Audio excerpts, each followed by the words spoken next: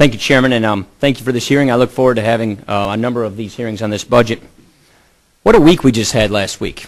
Let's go through it for a second. On Monday, we had the Fiscal Responsibility Summit. On Tuesday, we witnessed a very eloquent, ambitious, and even inspiring speech by the President of the United States, echoing those themes of fiscal responsibility. Then on Wednesday, Congress passed a bloated $410 billion spending bill with 9,000 earmarks. And on Thursday, we received the mother of all budgets, a truly sweeping transformation of the federal government, the likes of which we have not seen since the New Deal. Finally, on Saturday, the President threw down the gauntlet. Rather than echoing the theme of changing the tone in Washington or bringing people together to forge a bipartisan compromise, he essentially said, "You're either with me or you're against me." He claimed opponents of this transformative budget are, quote, tools of special interests and the powerful. This is not changing the tone of Washington or forging a compromise.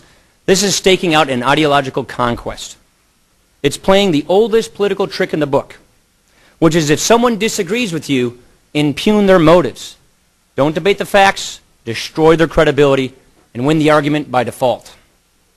This power play strikes me as an incredible gamble with the U.S. economy and with those principles that built this country. Now, the facts surrounding this budget are disturbing. It proposes to bring the size of our government to its largest level ever since World War II. It doubles the national debt in 8 years. During a recession, it seeks to impose a $1.4 trillion tax on our economy, on work, on savings, investment, energy, on manufacturing. Even with the rosiest of economic assumptions, this budget never even comes close to achieving a balanced budget. During the time, we have an insolvency that goes permanently for Medicare and Social Security. But what's most distressing about this budget is that it takes a decidedly ideological turn away from the principles that built this country and built this economy toward the type of governing system we see in Europe that provides the kind of economic and social stagnation we have not seen here in America. You know, I was asked this past weekend, what can Republicans do about this? Candidly, Republicans, we don't have the votes to really do anything about this. So I guess the question will become this year, will all Democrats march in lockstep with this vision, with this type of transformation?